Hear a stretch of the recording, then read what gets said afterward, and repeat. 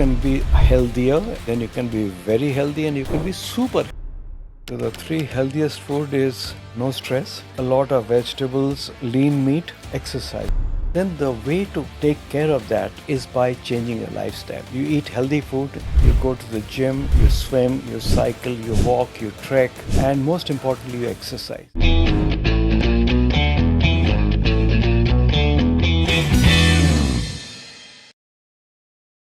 नमस्कार दोस्तों, मेरा नाम नवनीत है और स्वागत है आपका chapter 8 of decode with Navneet. और आज हमारे साथ बात करने के लिए हैं देश के सबसे बड़े ऑर्थोपेडिक सर्जन, मेदांता हॉस्पिटल के group chairman Padma Shri doctor Ashok Rajagopal sir. Sir, welcome to our show decode with Navneet. Thank you, Navneet. It's a pleasure being here. Sir, my first question, which we were talking right now, you have so many feathers in your cap, but what makes you so humble at this stage of life also? What makes you so humble, so down to earth? I don't know that I know the answer to that, Navneet. I just believe you are what you are. I think in your real life space, it takes very little effort to be humble because that's what naturally we are. And I just think to be what you are not, one has to, in your mind, try to pretend to be another person that it takes a lot of energy. I think it's a lot of negative energy. It's just nice to be who you are. And I always believe if you are good at your work, you know what you're talking about, you know what you're good at. I think in that space you're comfortable. And my philosophy of life is to be comfortable with myself. If I'm comfortable with myself, I'm comfortable with the world. And I think it just comes naturally to me. When you are in the professional space or on the podium or in a conference environment, yes, we do get a lot more aggressive, if that's the right word. We debate, we argue, we disagree. That's a different type of energy that comes onto the stage. But in true life, in real life, it's just nice to be yourself, and you're comfortable with yourself. And if you're comfortable with yourself, I think you're comfortable with others and they're comfortable with you. So that's a good place to be. Especially it is required for a doctor because patients should be comfortable with you. I think it's important, very important. I think the patient has got to be comfortable with you. I think, one thing which is over the years I've realized is patients assess you very quickly. You also assess the patient. Because if you look at it, the patient, when he comes to you, he's meeting you for the first time. You're seeing him for the first time. He has come probably on the reputation, somebody has referred that patient to you. He comes in a little worried. He's anxious. And I think he is trying to gauge what is going on in your mind. And similarly, as a surgeon, I'm talking specifically as a surgeon. Right. You're also trying to gauge what are his fears, what are his apprehensions, what is it that he's really trying to get out of you. So the first 5-7 minutes, basically, he's trying to assess you, you are trying to assess him. It's a question of trying to understand what's in each other's mind. And if you are down to earth, if you're honest, and I use the word honest very, very passionately, a patient will always pick up your honesty. He will understand immediately whether you are giving him the right advice, what is your motive, are you really there to try and help him, are you trying to suggest things which may not be necessary. Right. And today's patient is so educated. He has done his homework. He's probably seen 3 or 4 people before he's seen you. I think from his questions and from your responses, he's pretty much sorted you out. So certainly in my kind of practice, most of the patients who come have been to many, many centers, seen many doctors. They already know the answers to the questions that they have in their mind. And I've always tried to do or say what I believe is right for them. Some like that sort of an approach, some are a little uncomfortable with that approach.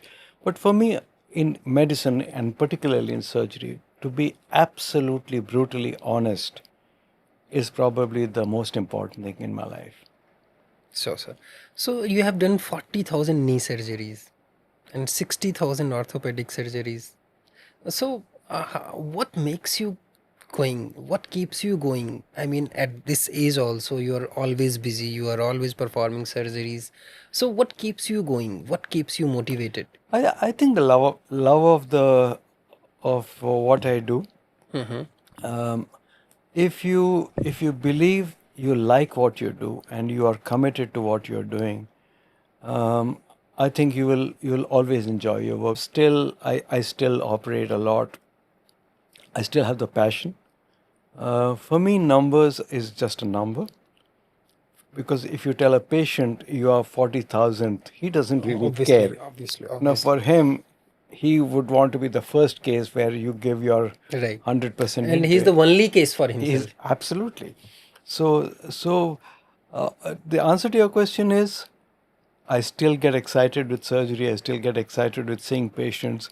I like challenges in my workspace. So cases that are difficult really, inspire me to try and do the best we can.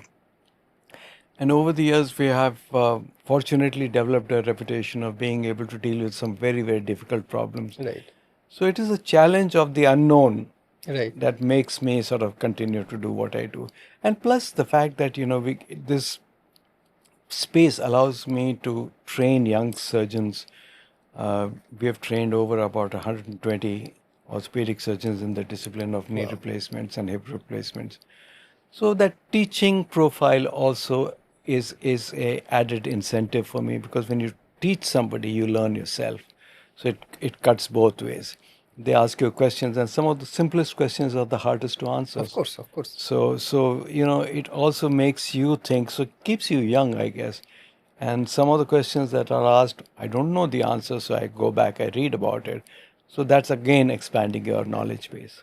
So since you have mentioned knee replacement and hip replacement, so there are a lot of misconceptions about knee replacement. First, we'll talk about knee replacement. So people think that it's successful, it's not successful. People are scared of getting knee replacement.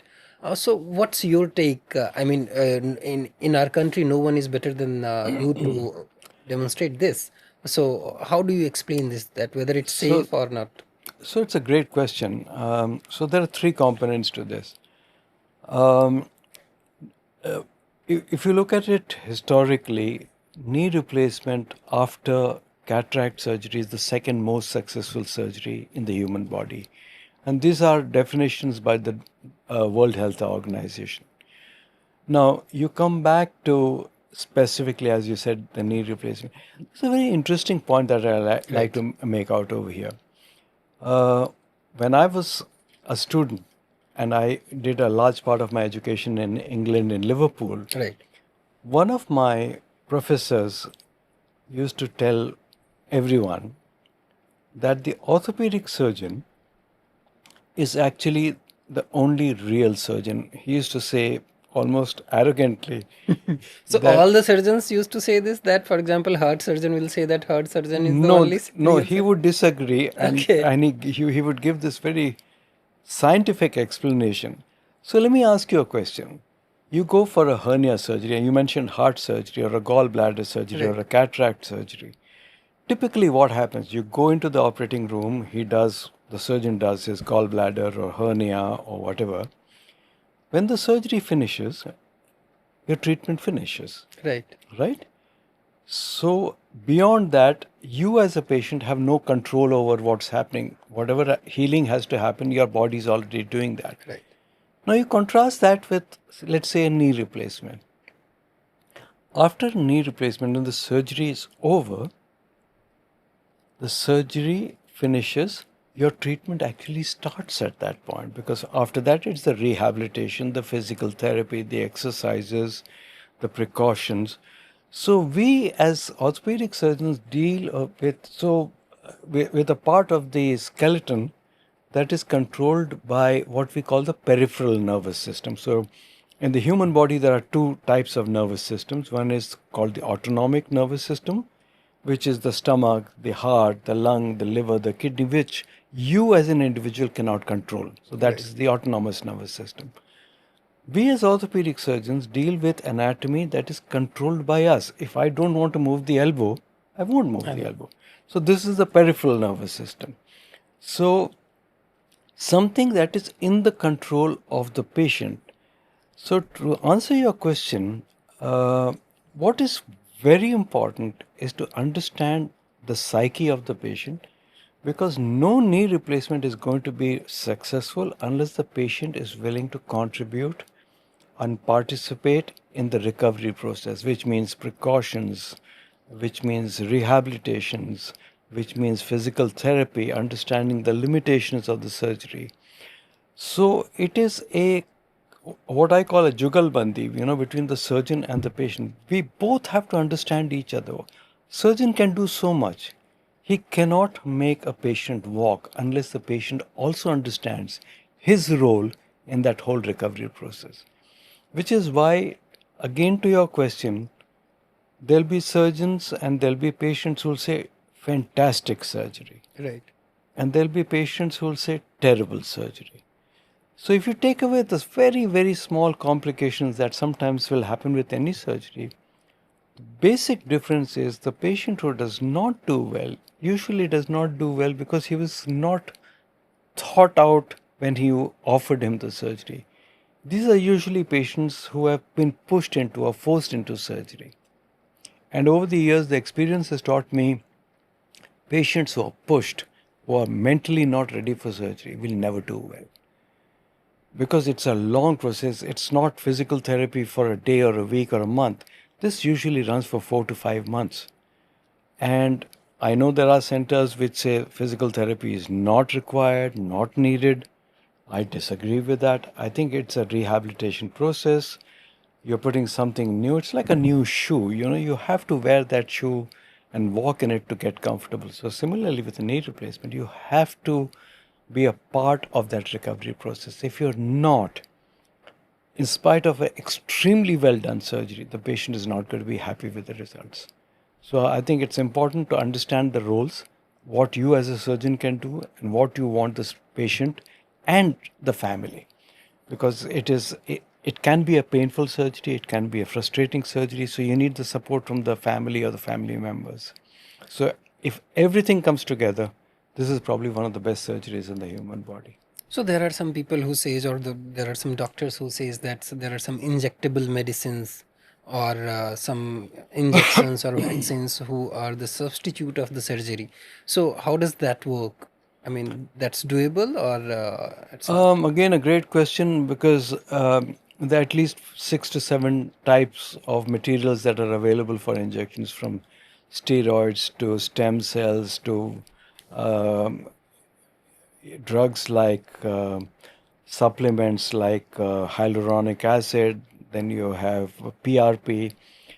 The real point that I always try to explain to my patient is these will give you relief for a short period of time. Multiple injections do not work. In fact, they hurt the cartilage, they harm the cartilage. And in a society like ours, where surgery is usually taken as the last resort, Right. most patients will come with having taken 2, 5, 7. I've had patients who have had 18, 20 injections. And when you actually go inside, the cartilage is completely messed up. The real point that you have to understand, or try to make your patient understand, is something that is worn out. It's like a tire in a car. If the car tire is completely gone, polishing the car is not going to, or cleaning the car tire is not going to bring back the treads. These are patients who have deformities. These are patients who have severe pain. They're not able to straighten the leg. They're not able to bend. Injections cannot grow back cartilage, and that is the point. It is a temporary procedure. You have problems, you're not able to get your surgery done immediately for whatever reason. There's some issues in the family, there's a marriage, there is some celebration in the house. It can temporarily delay surgery for some months, and I would say 2, maybe 3 injections you can try it. they will delay your surgery, but you cannot avoid surgery in patients who need it. Got it. So since you have mentioned Rafal Nadal also, so you are very fond of sports. I mean, you have done Very. tremendous work on the sports person also. And I was watching your some show and where you have mentioned about Gopi, Gopichand. So what was the story? It's very inspirational. So if you can let our viewers also know about Well, that. How did you manage that? So Gopi and I think we talk about each other a lot. I mean, this was in the sort of late 90s. I was a very young orthopedic surgeon practicing. I was a part of the Sports Authority of India. I was one of the doctors for that. And at that point of time, we used to treat a lot of sportsmen. Right. We still do. And we were treating a lot of hockey players, wrestlers, kabaddi players, and we had just started treating some badminton players. And I heard of a national tournament happening, and evidently what happened was that Gopi was on the court when one of the planks on the court gave way, and he twisted his knee and he fell down, unfortunately injuring his knee rather badly. So one of his colleagues actually who I had operated on called me up and said, "This is what's happened. Can you bring him over?" So I said, "Yeah, put him on a flight, put some ice around his knee." So he came to me, and we saw him in the evening, and then we operated him the next morning. Back in the days, we had very little in terms of facilities. I mean, MRIs were pretty basic. And, I spoke to the family, his parents, and we diagnosed him as having a ligament tear. We call this the ACL, the anterior cruciate ligament tear. When we went in, we found that he had far bigger injuries. So it was like basically reconstructing his whole knee joint. And he was actually almost on the verge of being the national champion, the number one badminton player in the country. So his graph was on the rise. And obviously, after such a major reconstructive surgery, we sat down, counseled him that it's going to take him a long time. The one thing I have said this in many, many interviews was his complete trust in me as a surgeon, and my complete trust in the fact that between us we could make him go back to the badminton court. So one of our famous lines is, his mother came to me and said, "What is the fees?" And I said, "The All England Championship medal is my fees." Wow. Said in a very light-hearted manner. And we stood and with he him. Won that. He eventually did. He yes. eventually did. So I was a part of his day. We used to be together. I used to train him. We did not have all the facilities that you have today in terms of rehabilitation and sports medicine, nutrition, and all of that. So, I was a friend to him. I was a guide to him. I was his coach. I was his surgeon. I was a psychologist. Obviously, people had written him off. There were articles coming out in the newspaper that Gopichand's career is over, and I actually used it as a incentive. I said, "Look, everybody is saying your career is over. Let's work together and prove all of these people wrong. Let's put you back on court. Not only put you back on court, let's make sure you win the biggest tournament, which is the All England." So that was the motivation. It took, I think, about 8 months, 10 months. He got back into good shape. He was a wonderful, wonderful, wonderful athlete, very disciplined, one of the nicest people. We are very, very good friends now. I have a lot of respect for him, a lot of affection for him. He married P.V. Lakshmi, who's also an Indian shuttler. So by that time, I had pretty much operated on Madhumita Bish, Kanwar, Bhattacharya. So, I had done pretty much the who's who of the Indian badminton world. And so we had a lot of camaraderie. I had operated on Khanna, who's the one of the very early champions, Asian champions. So I had a lot of buy-in with the badminton athletes. Any walk of life, if you have to really excel, these three things, your self-belief, your motivation, and training and hard work. If you put these into the mix, there's nothing you cannot achieve. Of course. So that brings me to like all the lifestyle diseases these days. Are what do you say on that? How should people take that on? Get out of the house, get out of their offices, and start moving. I think as a culture, unfortunately, we are becoming an obese nation. Right. We are today sixth most obese country in the world. Right. We are climbing. Corporate lifestyle is very demanding.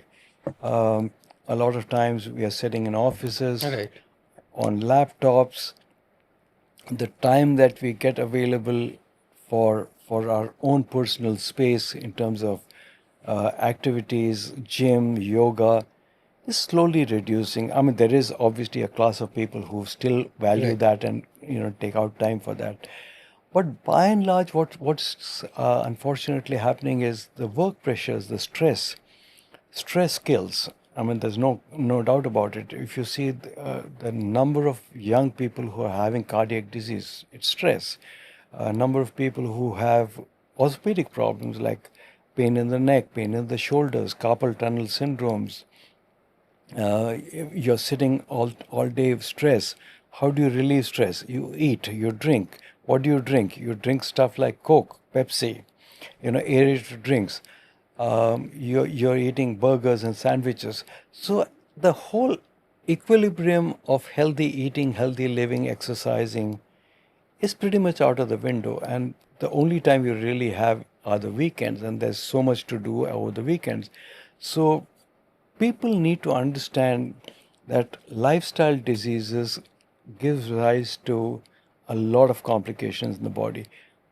And then on top of it, if you look at our disease patterns, we are the diabetes capital of the world. Right. Almost about 42% of the population is diabetic. Thyroid is an extremely prevalent disorder. A lot of our patients are hypothyroid. And if you tie that up, you look at hypothyroid, you look at And for obesity. thyroid, I think people are not even aware that I have They're thyroid not. problem. They're not even aware of diabetes, cardiac disease, hypertension, and the buzzword that is now being talked about so much, metabolic disease, Right. metabolic syndromes as we call it. By nature, Indians, because of the dietary habits, are predisposed to having a high cholesterol, triglycerides, which in turn translates again into cardiac disease. So if you break down this, the basic essence is healthy eating, healthy living, exercising, managing your stress, whatever that means to a particular individual, and find some ways of recreational sports, whether it's yoga, Zumba, gym, running, whatever form of activity you want to do. I think it's very important that we, as a nation, we are a very young nation. I was Right. just hearing the other day, our average age is 28. And at 28, we need to be a healthy nation. It's We not, need to look like yeah, 28. we are growing up in economy. We also have to grow up in terms of our health issues. And I think if we have a young population that is healthy, we have brilliant minds. So if you also have brilliant bodies, the combination is, unbeatable. Great. So, what do you think for a normal person, whatever you said is correct. But let's say someone is overweight. So, what is the easiest and safest way to lose weight? For example, people say that अगर आप jogging करते हो और overweight हो तो नी में problem आती है, तो ये सच है या क्या करना चाहिए? जिम जाते हैं ओवरवेट लोग तो हिप में प्रॉब्लम आती है, तो इसका क्या है? So the best way to treat obesity is to prevent it. आप ओवरवेट क्यों होते हो? राइट. आई थिंक अगर आप उस पे there two ways of looking at it. एक तो होता है आपकी कोई डिजीज़ है, आपको there are certain medical conditions जिसकी वजह से आपका वेट बढ़ता है. Right. If you take that equation out, or if you recognize that and treat that particular medical condition, that's one way to treat your obesity. Most times, obesity happens because of overeating, not exercising, not being physically active. Those are things that are preventable. And if unfortunately you are obese, then the way to take care of that up to a point is by changing your lifestyle. You eat healthy food, you go to the gym, you swim, you cycle, you walk, you trek, and most importantly, you exercise. This is one way, the most healthy way of reducing weight. The alternate way is now you have a lot of drugs. You have Monjaro and you have GL1P drugs that are available, which is going in a way revolutionizing the weight loss options that are available. I think the one thing that people are beginning to believe is eat what you want and you always have these medicines to reduce weight. Right. You have to understand this medication has side effects. So this is not something that you should take lightly. There are some reports that I'm starting to read where there have been catastrophic complications because of the intake of these medications. And I think it is best avoided unless it is under supervision of your doctor. So that is the second option. You take medications and so on. The third option, of course, is patients who are extremely obese, that we call morbidly obese patients.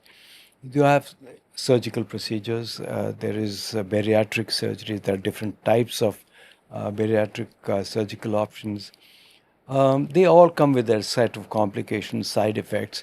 But these are the 2, 3, 4 ways of treating obesity. In an ideal world, the best way would be live healthy, eat healthy, work healthy, exercise, and I think you'll be in a situation where you're not obese. So walking or excessive walking or jogging has some side effect on knee? Never. Never. I think this is a myth. I mean, I get asked this question almost every day.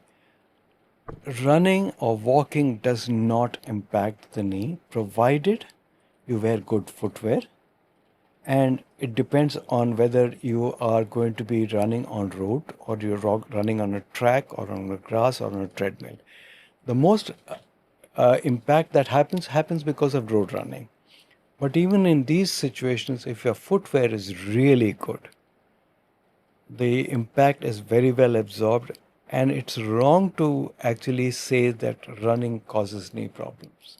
It does not. So in any given circumstances, if footwear is proper and it's not on the road, so normally running does not causes It problem does in not. knee. It does not. This is wrong. It is a wrong It is a conception. wrong conception Yeah. that okay. Thank you, sir. So what is the role of belief that I am healthy in being healthy? So it's one thing to believe that you're healthy, was something completely different to actually be healthy. Okay. You can be healthy because you don't have diabetes or you don't have hypertension or thyroid or cardiac disease. Right. That's one way of believing you're healthy. The other way to say you're healthy is if you can walk maybe 3 kilometers, 4 kilometers, if you can climb 5 flights of stairs without running out of breath, if you're able to lift weights that are proportionate to your age. So being healthy is a very relative statement. What is healthy for you may not be healthy for me. Right. But by and large, if the general definition that I use for being healthy is if you don't have diabetes, hypertension, thyroid, cardiac disease, or if you do, they're all well under control. If your blood values, blood reports are in the good range, and by that I mean your cholesterol, your kidney parameters, your liver parameters, your heart parameters, you're able to walk about 1.5-2 kilometers comfortably without running out of breath. You can climb 3 or 4 flights of stairs and you're not out of breath. Those are really basic indicators for the average man that I'm in a good space. And then, of course, you can be healthier, then you can be very healthy, and you can be super healthy. I mean, you take somebody like one of these, take a Neeraj Chopra, you take a Virat Kohli. Right. I mean, their level of fitness is another level. Of course. But for the average man, if you're able to do some of these basic day-to-day activities, I think you're in a good space. You're in a good space. Okay, one thing I forgot to ask you, that how does these weight loss medications work, and what are the side effects? So, to be entirely honest, I'm not sure I'm the right person to answer No, that. I I don't know a understand lot that. about it. I understand that. Except to say that I believe, and I don't want to be quoted on this, but I think it works at the level of the stomach. The patients feel satiated much earlier. So you eat a little, you get the feeling that you're already sort of reasonably full. And I'm reading about the fact that this has caused recent reports from England and USA issues with the kidney and the liver. So if you are on this medication, make sure that you are on medication with a prescription from your doctors, and do follow whatever instructions and lab tests are required, because the weight loss with these drugs is quite dramatic. I mean, some patients will lose up to about 25 to 30 pounds in 3 to 4 months. That is a lot. And that again throws your metabolism completely off gear. So I think it's important that you titrate and make sure that all your other, particularly your kidney function, your calcium levels, your protein levels, they're all in place. So I would like to one thing. What gave you more happiness or satisfaction? You were the first one to introduce robotics in knee surgery in our country, or getting a Padma Shri award? You know, interesting question. Often been asked this. Awards are really the end product. Uh, would I have been unhappy if I had not got the Padma Award? I would not. For me, what I did is really what I love to do. I'm very grateful to the government that they thought it, sort of pertinent to choose me and give me this award. I was very humbled by it. It is obviously a great achievement to get an award given by the government of India and actually handed by the president. Recognition is always good, but recognition on the work front without the award is also very, very satisfying. So I think both have their own place. One validates that आपने जो काम किया वो अच्छा किया, किसी ने आपके उस काम की कदर की. On the other hand, the work that you do, when a patient comes to me and says, doctor साहब आपने मेरा काम किया, मैं चल नहीं पाता था या मेरी माता जी नहीं चल पाती थी, अब मैं चल पा रहा हूँ. So that is a satisfaction of a different nature. So the both have their places. What is the most important case you have handled apart from Gopi sir, as per you? Oh, there are many, many, many. I don't think I can single out. अगर मुझे एक case करना के बारे में बताना पड़े, I would like to say that the highlight of my career was probably the first patient that I operated. When knee replacement, nobody had heard of it. I'd just come back from England, and we had a lot of trouble even getting the joint. Right. And to be able to convince the patient to undergo a surgery that nobody, because normally if I advise surgery to you, you will go and talk to two people. Right. And some of them will say, yes, knee replacement exists. Right. Here was a situation and nobody had heard that knees can be replaced. And she happened to be the aunt of a very dear friend of mine. She was actually a principal of a school in Malerkotla, and her name was Miss Sushila Jain. I still remember she said, I'll come back to you after 48 hours. And she did. And she said, I'm ready. I was very, very surprised she agreed, because honestly, at that point of time, There was no case to there was no refer. case. There was nothing to refer back to. We did her surgery. She lived for almost about 24 or 25 years after the surgery. So if I look at it from my career point of view, if that surgery had not happened, I don't know, somebody else would have come along. Right. But for me, my biggest connection with knee replacement has got to be that wonderful lady. What is the 3 healthiest food and 3 unhealthiest food you would suggest for the younger generations? So the 3 healthiest food is no stress, Okay. uh, a lot of vegetables and lean meat, and exercise. These are the 3 healthiest food. And the 3 worst food is Coke and Pepsi, Kentucky Fried Chicken and pizzas, and deep fried foods that all Indians love. Sir third वाला जो है ना वो थोड़ा मुश्किल हो सकता है हमारे लिए, हमारा घर नहीं चलता है उसके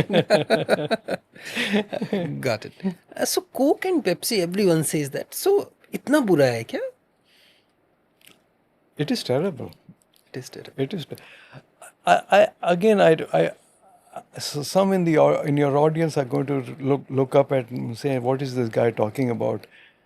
But I think if you look at the American fast food, you look Right. at the McDonald's and the Kentucky Fried Chicken or Pizza Hut and Domino's, and you really look at what you're eating, this is absolute trash food. It's the most unhealthy food, and the amount of calories that you ingest. You look at the carbohydrates that you're ingesting, the type of carbohydrates that you're ingesting, the calorie content that you're eating. Nothing can be worse. And Coke and Pepsi is almost addicting. I mean, I know lots of my friends who love this. Um, Honestly, it is extremely unhealthy as a beverage. I mean, there are better beverages, but I suppose over the years, for the last whatever 40, 45, 50 years, whatever the duration is, it's become a way of life. Today, if somebody asks you, give me the name of one soft drink, you'll either say Coke or Pepsi. Right. Absolutely. It's so it's just become a way of life. But unfortunately, it is not a healthy form of life. Got it. So what is the one suggestion you would like to give to everyone for healthier bones, healthier knee, healthier hip? I think the healthy bones come from healthy lifestyle. Right. You need to move, you need to walk, sunlight, because vitamin D is bone health. In a country like ours, where the average temperature 8 months in the year is upwards of 35, 40, stand outside in the sun for 10 minutes. We don't do that anymore. We Right. want AC. Stand in the sun for about half an hour a day. You've got your vitamin D. Eat healthy. Like I said, whatever healthy means to you, if you're vegetarian, you have plenty of sources of protein: egg white meat, lean meat, salads, and yogurt, soya. These are all extremely sort of nutritious thing. I always tell people, if you continue with this, at some point of time you'll get so fed up eating healthy food that you will crave for the junk food. Exactly. So once, maybe 15, 20 days or once a month, cheat day, you eat what you want, so that balances out your cravings. But overall, I think if you are healthy in your diet, in your activities, you exercise, you walk, you run, you jog, you cycle, I think you're going to be in good shape. Sir, thank you very much for being Thank you, on the Pullela. show, and it was really very interesting. Thank you very much. I'm sure our audience will get a nice insight of this. Thank you so much. Thank It's been such a pleasure being here Thank you, with sir. you. Thank you so much. Thank you very much for watching our show. Thank you very much. Namaste.